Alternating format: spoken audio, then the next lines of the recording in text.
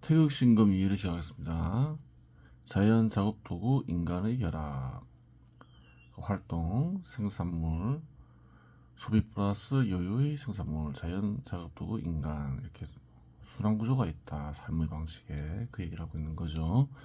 한번 자세한 내용을 보겠습니다. 이 형태는 인간이 살아가는 근원이 되는 형식으로 사회가 고도화되고 분업화되어 다른 삶의 양식들이 생성되었다고 하더라도 전체 인간 사회의 근원이 되는 구조는 변동되지 않습니다.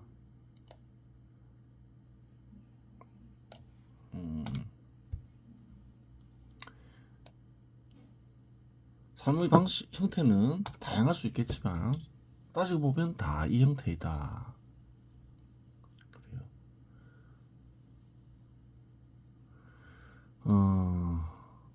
모든 것을 스스로 생산할 수 있는 자동적으로 기기가 있다더라도 여기서 벗어날 수 있나요? 그건 아니라는 거예요. 활동이 없지 않냐? 활동이 있죠. 원하는 것을 요구해야 될 거 아니에요. 생각하고. 그것도 활동 아니에요. 몇 사람의 손을 거쳐 가공물 형태를 지닌 원료라고 하더라도 가공된 물체의 최초 형태는 자연의 부분입니다. 그래요. 사람은 활동을 통해서 물체를 가공해야 되고 가공된 물체를 소비하면서 살아가죠. 그 직접 하든 타인이 하든. 수렵 채집 시대에는 이러한 삶의 양식이 지배적인 경우도 존재했을 것으로 판단됩니다. 그리고 이 형식 속에 가치의 실체도 간직되어 있는 것입니다. 가치 있는 것은 시장에서 거래되죠. 가치가 무엇인지 알아야 되겠죠. 가치 없는 것도 거래될 수 있겠죠. 이를 고찰하기 위해서는 한 인간이 자연으로부터 직접 생산물을 획득하는 과정을 살펴보아야 합니다. 식량을 획득하고자 하면 우선 식량을 획득하고자 하는 의지가 필요하며, 그렇죠. 의지가 있어야 움직일 거 아니에요. 식량을 얻기 위해서. 식량을 획득하는 방법을 강구해야 합니다. 그래, 의지나 뭐 방법을 강구하는 것 뭔가 이는 정신적 활동에 해당되는 것입니다.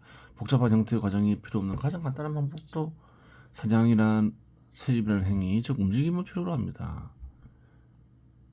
또 육체를 움직여야 되겠죠. 즉 육체적 활동을 통해서만이 실제로 자연으로부터 식량이라는 생물을 획득할 수 있습니다. 그래요. 식량을 획득하는 과정에서 동물이나 식물은 산 상태에서 죽은 상태로 변하는데 이는 인간이 생산물을 획득하는 과정에서 자연의 일부분을 변형시킨 결과입니다. 주거 공간이나 도구들을 제조하는 경우도 살펴보겠습니다. 그와 같은 생산물을 만들려는 의지를 필요로 하고, 그렇죠. 작업 도구 역시 만들려면 작업 도구가 생산되려면 의지가 있어야 되죠. 제조 방식, 형태나 소재들을 꼭 강구해야 합니다. 이는 정신적 활동, 즉 마음에서 일어나는 움직임이며, 이어 제조행위라는 육체적 활동, 즉 육체의 움직임을 통해 생산물을 획득할 수 있는데 이 역시 자연의 일부분을 변형시킨 것으로 마무리됩니다. 즉 인간이 자연의 일부를 변형시켜 획득한 생산물에는 정신적 활동, 육체적 활동이 합쳐져 간직되어 있음을 알 수 있습니다.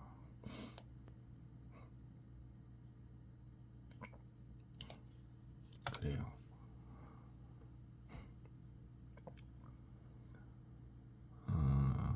합쳐져 간직되어 있음을 알 수 있습니다. 가치의 실체는 정신적 활동보다 더불어 육체적 활동이 가치의 실체임을 알 수 있습니다. 더 간단히 말하면 어떠한 종류의 움직임이건 인간의 움직임이 마음에서 일어나건 육체에서 일어나건 사회적으로 필요한 것으로 인정될 때 가치가 형성됩니다. 따라서 인간의 움직임이 가치의 근원이라고 결론 내릴 수 있습니다. 한여름 바람이 불면 시원합니다. 하지만 그에 대한 대가는 1원도 지불하지 않습니다. 하지만 한여름 시원한 걸 느끼기 위해서 선풍기나 에어컨을 필요로 할 때는 대가를 지불합니다. 필요로 하여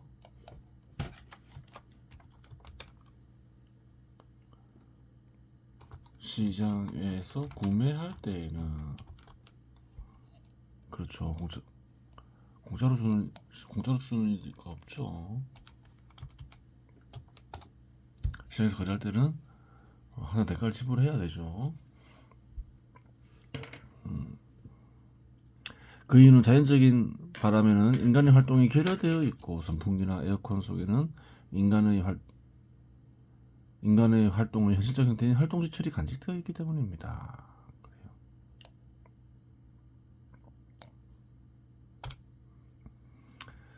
정신적 활동과 육체적 활동을 반드시 한 인간이 전적으로 수행하며 생산물을 만들어내야 할 의무는 존재하지 않습니다.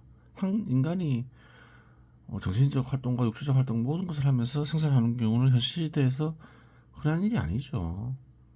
양적 성장에 분업이 기여한다면 당연히 분업화가 진행됩니다. 역사적으로나 현실적으로 그러한 분업화 과정이 양적 성장에 더 효과적이기에 실제로도 그렇게 진행되었습니다.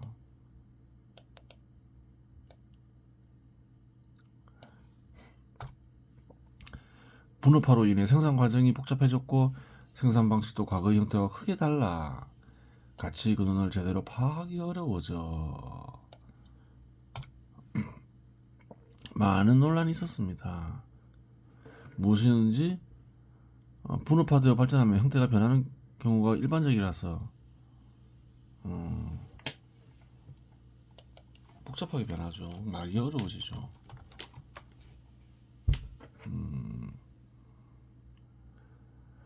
초기의 형태를 발견하기는 쉽지 않습니다. 나무에서 씨앗의 형태는 보이지 않으며 개구리에서 올챙이의 모습은 보이지 않는 것과 같은 이치입니다. 그렇죠. 복잡해지고 크게 변하면 처음의 모습을 알기는 어렵죠. 하지만 가치의 실체는 이 기본 형태의 모든 것이 간직되어 있는 것입니다. 가치를 이루는 두 축, 정신적 활동과 육체적 활동이 가치의 핵심 요소들입니다. 가치를 창출하는 육체적 활동은 포착하기가 용이하여 경제학에서 노동이라는 단어로 규정되었습니다. 육체적 활동은 파악이 쉽죠. 보통 노동이라 일컬어지죠. 기업을 만드는 행위는 뭔가요? 투자행위죠. 그럼 주로 어떤 활동에 속하나요? 정신적 활동에 속하겠죠. 투자행위도 그래요. 육체의 움직임이 필요할 수 있죠. 이것저것 알아보러 다니고. 그러니까 어떤 곳에 일어나는 활동이 중요하냐에 따라서 노동이나 심동이 결정되겠죠. 정신적 활동이 결정되겠죠. 마음에서 일어나는 활동이 결정적인 요인이 된다. 그러면 이제 마음에서 활동 심동이 되고 육체적인 움직임이 결정적인 역할을 한다. 그러면 노동이 되는 거죠. 항상 두 가지는 동반되는 거죠. 가치를 창출하는 육체적 활동은 포착하기가 용이하여 경제학에서 노동이라는 단어로 규정되었습니다. 하지만 가치를 창출하는 정치적 활동은 보이지 않고 냄새도 없고 소리도 없고 맛도 없고 감촉도 없는 관계로 포착하기가 어려워 특별한 명칭이 없습니다. 이에 가치를 창출하는 정치적 활동을 심동으로 규정짓겠습니다. 그래요. 의지나 생각 이런 건 다 심동이죠. 심동의 결과 생성되는 것이 지적 소산인데 이 지적 소산은 경우에 따라 사회적 성격을 지닙니다. 그래요. 마음에서 생겨난 것도 사회적 성격을 지닌다는 거예요. 물건만 그런 게 아니라는 거예요. 사회적으로 양적 성장에 기여한다는 것이 인정되는 상황에서는 가치로 인정되지만 지적 개념의 발전으로 다른 지적 소산이 대체될 경우 과거의 가치로 인정받던 지적 소산의 경우 가치가 사라지거나 가치에 간직된 양이 크게 감소할 수 있습니다. 그럴 수 있죠. 지적 소산이 현상물도 뭔가요? 지적 소산의 결과로 나타나는 거죠. 한국에서는 예전에 삐삐가 있었고 핸드폰이 있었고 지금은 이제 스마트폰이 크게 유행하죠. 더 좋은 지적 소산이 나오면 그래요. 열등한 것은 사라지게 되죠. 이는 생산물을 통해 확인이 가능합니다. 동일한 제품이라도 신동열과 다른 지적 소산이 적용돼 제품이 출시되어 그 말을 하는 거죠. 기존의 제품을 대체하면 기존의 제품은 가격이 급락하는 것을 시장에서 확인 가능합니다. 사라지게 되죠. 결국은 집도 마찬가지죠. 초가집도 지적 소산이잖아요. 초가집은 한국에서 사라졌잖아요. 지금 아파트가 대체하고 있는 상황이죠. 심동과 노동을 지출한 결과물이 생산물인데 생산물은 구체적인 질을 간직하고 있습니다. 따라서 생산물이 다양해지면 다양해질수록 심동과 노동도 구체적인 질을 지닌 채 다양해질 수 있습니다. 하지만 심동과 노동의 성질을 파악하기 위한 접근 한 방법일 뿐 생산물은 활동의 소산이기에 구체적인 질을 지닌 심동과 노동이 다양해지기 때문에 생산물이 다양해지는 것으로 보는 것이 옳은 결론입니다. 노동을 하는 가운데 심동이 이루어져 실천지가 생성되고 그래요. 노동을 하다 보면 노동도 그냥 하는 게 아니죠. 마음을 쓰면서 이루어지는 거죠. 그러다 보면 실천지가 생성되죠. 이론지로 발전했으면 실천지가 이론지로 발전하는 경우도 있겠죠. 새로 생성된 심적 소산은 노동의 형태를 변화시킬 수 있습니다. 그렇죠. 다른 방식으로 노동을 해볼까? 이렇게 생각할 수 있잖아요. 하지만 이러한 문제는 정신철학 영역이므로 여기서 다루지는 않겠습니다. 그러면 예전 사람들은 왜 심동을 파악하지 못했는가 운을 지낼 수 있습니다. 심동은 영혼이 일으키는 작용입니다. 영혼을 파악하여 영혼의 역할을 알지 못한다면 심동을 파악할 수 없습니다.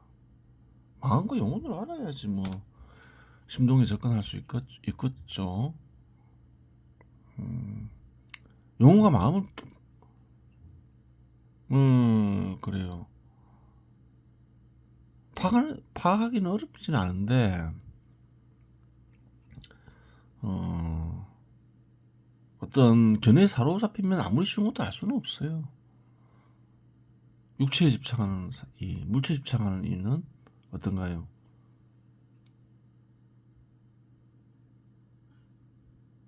영혼이나 마음 역시 어떤 물질의 일부가 아닐까? 물질이 일으키는 현상이 아닐까? 물질의 현상 중에 하나가 아닐까? 뭐 그렇게 생각하는 이들이 있을 수 있잖아요. 보통 우리는 그러한 이들을 가리켜 유물론자라고 하죠. 그래요. 물론 예전의 사람들이라고 하여 영혼의 존재를 감지하지 못한 것은 아닙니다. 하지만 영혼의 개념을 구체화 정도의 지적 수준에 이르지 못하였고 그 결과 심동을 구체적으로 개념화할 수 없었습니다. 그렇죠. 생산물의 일부는 작업수단에는 작업도구가 원료가 있겠죠. 작업수단으로 존재하며 나머지는 생존수단이나 욕망 충족수단으로 소비됩니다. 일정 기간 소비되는 여유분이 있는데 이는 보관될 수 있으나 결국 소비됩니다. 보관된다 해서 소비되지 않는 건 아니죠. 그 이유는 시간이 흐르면 자연적 현상으로 소비나 사용이 불가능해지기 때문입니다. 생산된 거는 빨리 사용되는 게 좋겠죠. 안 그러면 버려지겠죠. 생산물마다 품질을 유지하는 기간은 제각각이겠지만 이러한 현상은 편점입니다. 물건은 변하잖아요. 주공원을 튼튼하게 지낸다고 하더라도 부식이 발생하여 수리나 재건축이 필요하게 되고 식량의 경우는 부패의 기간이 건물에 비해 엄청나게 짧기 때문에 역시 소비나 사용이 이루어져야 합니다. 따라서 여유의 생산물은 미래의 소비로 규정 지을 수 있습니다. 미래의 소비 대상으로 규정 지을 수 있습니다. 더 엄격하게 얘기하면 그렇죠. 그리고 지속적인 생존을 위해 자연 플러스 작업도구 플러스 인간의 출발점으로 포기하게 됩니다. 계속 순환하고 있다는 거예요. 끝없이 이루어지겠죠. 이런 식의 활동 형태가. 그러면 순환 과정이 처음과 끝을 변화시키며 원한 과정의 결과에 대해 살펴보도록 하겠습니다. 이 순환 형태가 그래요. 계속 진행되면 처음과 끝을 알 수가 없게 되는 거죠. 그래서 각각의 한번 살펴봐야 된다는 거예요. 자연 플러스 작업도구 플러스 인간, 그리고 결국은 또 자연 플러스 작업도구 플러스 인간으로 돌아온다. 이렇게 이 형식의 각에서 한번 살펴보는 거죠. 위 순환 형태에서 출발점이 되는 자연 플러스 작업도구 플러스 인간은 생산물을 획득하기 위해 다시 출발점인 자연 플러스 작업도구 플러스 인간의 상태로 복귀함을 알 수 있습니다. 그렇죠. 시작해서 다시 시작점이 끝점이 되는 거죠. 우선 복귀했을 때의 자연을 살펴보면 인간의 가공 대상이 되는 자연은 인간에 의해 변형된 자연입니다. 그렇죠. 우리가 자연이라고 하지만 지구에 있는 그 자연은 인간과 상호 작용하면서 생긴 자연이죠. 이미 변형되어 있다는 거예요. 인공적인 측면이 있다는 거예요. 자연은 매 순간 스스로 변형되기에 그런 과정 속에 있는 자연을 자연으로 규정하는 것이 옳은 것이고, 특정 시점, 특정 공간의 특정 상태를 자연으로 규정하고 논리를 전개하는 것은 그랬던 것이라고 하겠습니다. 하여 두 번째 출발점이 되는 자연은 다시 이제 가공된 자연을 가리키죠. 인간에 의해 변형된 자연인데, 인간의 활동이 자연에 미치는 영향과 지적 개념의 발전 정도에 따라 변형된 자연을 인지할 수도 있고 인지하지 못할 수도 있습니다. 이미 인공적이라는 것을 어느 정도 인식하는 인간이 있는가 하면 자연은 자연이지 이런 이들도 있겠죠. 예를 들어 농사를 지을 때 동일한 작물을 지속적으로 재배하다 보면 토양 속에 작물을 잃은 영양소가 부족해서 동일한 조건 속에서 수확물의 양이 줄어들 수 있습니다. 또한 다양한 이유로 토양이 유실되어 이전과는 다른 상태가 되어 원점으로 복귀하게 됩니다. 토지 역시 그렇다는 거예요. 이제 이전과 다르죠. 이미 인공적으로 바뀌는 거죠. 자연과 마찬가지로 인간 역시 출발점에 있는 인간과 출발점으로 복귀한 인간은 상태가 다른 인간입니다. 인간 역시 마찬가지라는 거예요. 노동 지출과 심동 지출로 인해 활동 지출이 둘을 합치면 몸은 구체적 질을 지닌 노동에 적합하게 변하고 기술을 얻게 되는 거죠. 기술을 가진 인간은 그전 인간과 다르죠. 숙련도가 숙련이 될 수도 있고, 의식은 경험에 의한 실천지를 포착할 수 있게 됩니다. 몸의 경우 세월이 흐르면 기능이 강해지다가 어느 순간 약해지는데, 그 육체는 그렇죠. 육체의 경우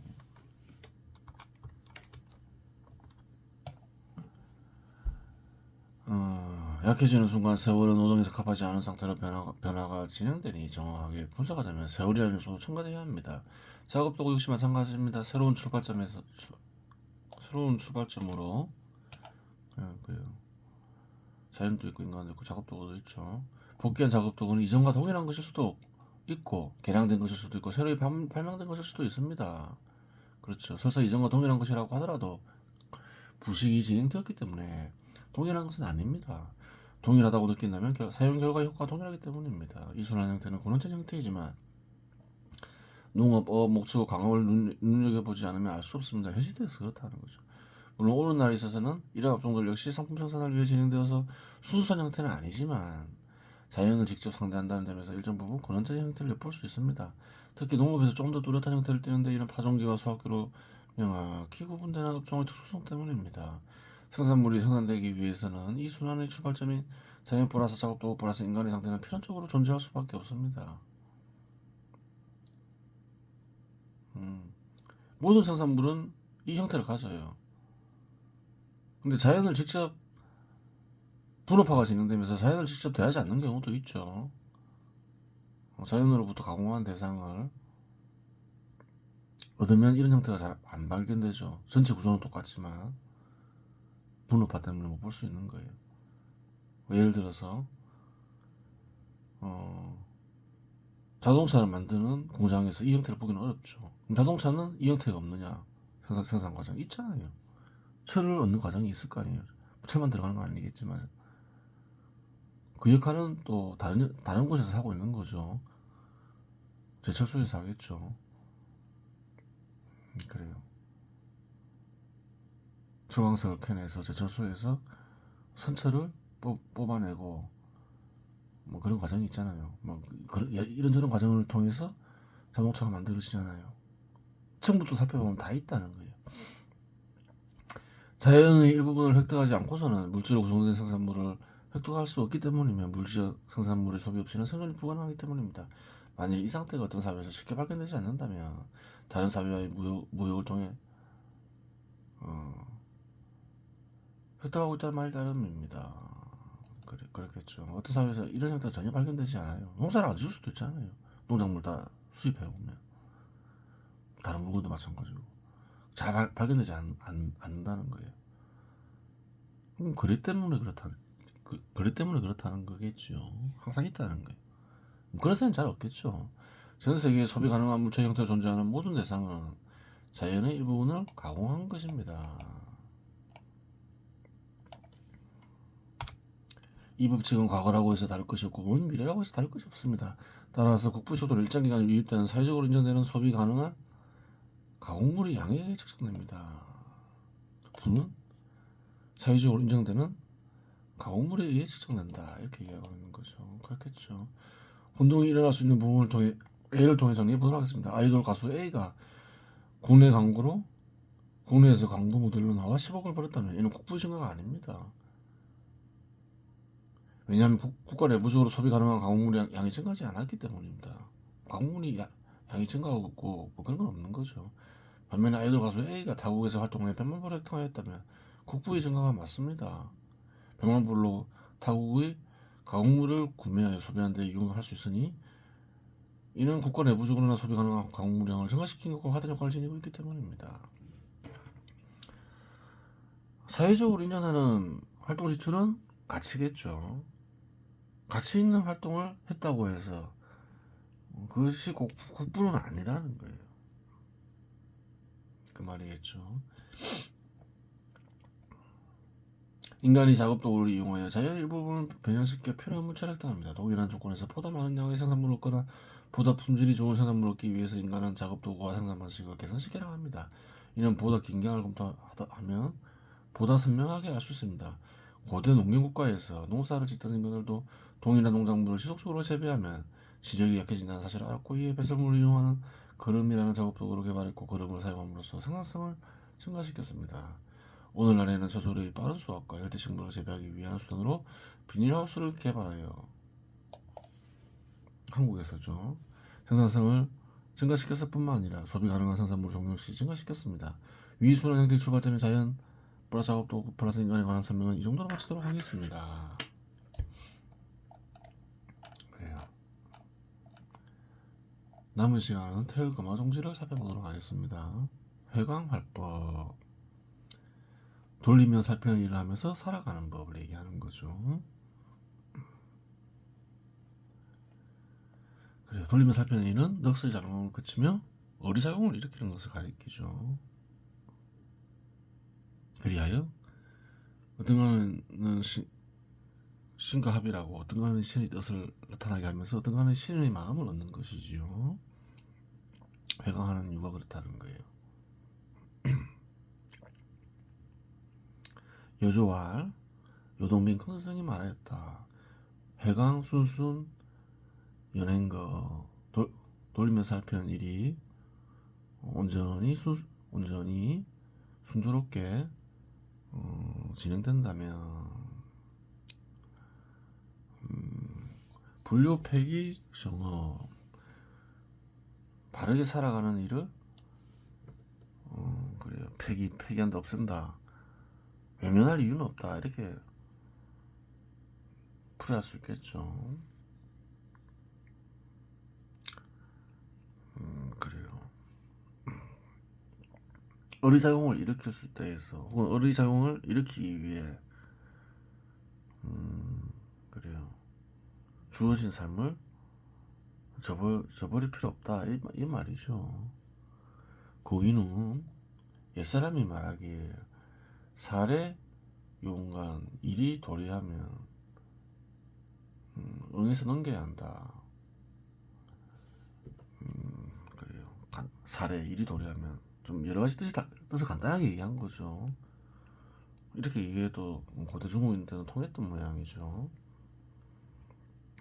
일이 도래한다. 사람은 기본적으로 해야 될 일이 있죠. 사회 구성원으로서 혹은 가족으로서 개인으로서 주어진 일이 있는 거예요. 그러한 일은 어떨까요? 그러한 일은 공동적으로 다 해야 되는 것이지요. 무엇을 하건 간에 진리와 진실을 탐구하건 경제 활동을 하건 정치 활동을 하건 그래요. 공통적으로 부여된 인간에게 부여된 뜻에는 응해야 되는 거예요. 물레요 식과 그래요. 옛사람들 말했다. 물건을 도래하면 무슨 말일까? 이것도 간단하게 얘기했지만 좀 긴 가짓대가 있겠죠. 요식관 알고 넘어가야 한다. 물건이 도래될 말은 어떤 건가요? 어떤 사물이나 일을 접해서 궁금증이 생기면 그래요. 알고 넘어가야지. 그냥 외면하는 것은 잘못된 것이다. 그래요. 결국 전하고자 하는 바는 뭔가요? 인간으로서 혹은 사회 구성원으로서 혹은 가족 구성원으로서 마땅히 해야 할 일은 해야 한다. 해강을 한다고 하더라도 해강 돌리면 살피는 일을 하더라도 혹은 넋을 제공을 치고 어리작용을 일으킨다고 해서 외면해서는 안 된다. 그래요. 마땅히 해야 할 일은 해야 한다는 거예요. 마땅히 해야 할 일을 하면 해강이 불가능하냐? 그것도 아니라는 거예요.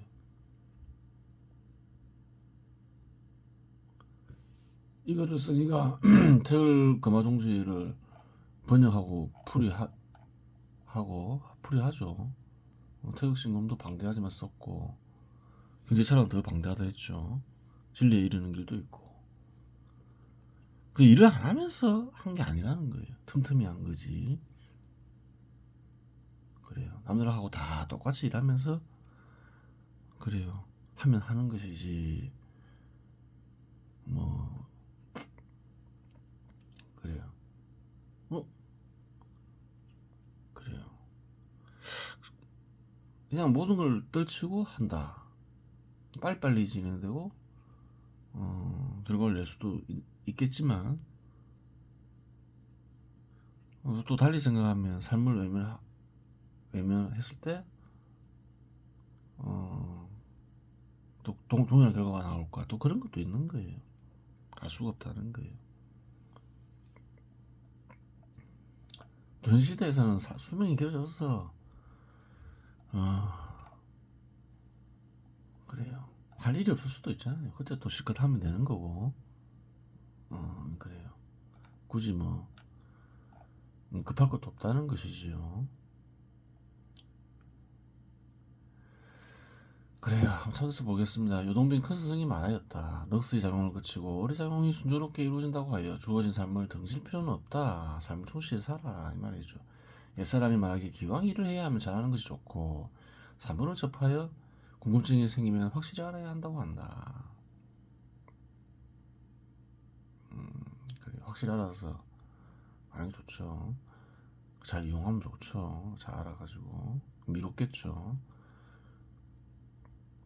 삶을 살 거면 좀 충분히 잘 살아라 이 말이죠. 만족할 정도로 인간은 개인적으로나 사회적으로나 가족 구성원으로서나 마땅히 해야 할 일이 있다. 그러한 일은 기본적으로 부여된 어떤 간의 신의 뜻이니 마땅히 해야 하고 기왕 할 것이면 충분히 잘해야 하지 않겠나. 네가 인간으로 태어난 것도 인간으로서 해야 할 일을 하라는 게 신의 뜻이지 외면하는 게 신의 뜻은 아니다. 그런 사람 많잖아요. 신을 알겠다, 진리를 알겠다 이러면서 세상을 외면하는 게 숭고하게 보이고 산이나 광야로 가는 게 숭고하게 보이지만 그거 다 필요 없다 이러는 거예요. 신의 뜻은 삶을 외면하는 게 아니다 이렇게 얘기하고 있는 거죠. 어떤 사물이나 일에 궁금증이 생겨도 마찬가지다. 기왕 궁금증이 생겼으면 확실히 알아야 나중에 미련이 남지 않는 법이다. 하고자 하는 말은 마땅히 해야 할 일은 만족할 정도로 잘해야지 불만 품지 말라는 말이고 핑계 대지 말라는 말이다 이 말이죠. 불만 품지도 말고 핑계도 대지 마라. 어떤 간에 신을 접촉한다는 핑계 혹은 어떤 간에 신의 뜻을 알겠다는 핑계를 하면서 자신에게 주어진 삶을 외면하지 말라는 말이다. 또한 주어진 삶이 보고 어리작용을 일으키기 어렵다는 핑계 같은 것도 하지 말라는 말이다. 그래요. 하면 다 한다는 거예요. 틈틈이 해도 얼마든지 할 수 있고 수명이 길어져서 나중 되면 뭐 시간이 남아도 온다는 말이겠지요. 이번 시간 여기서 마치겠습니다.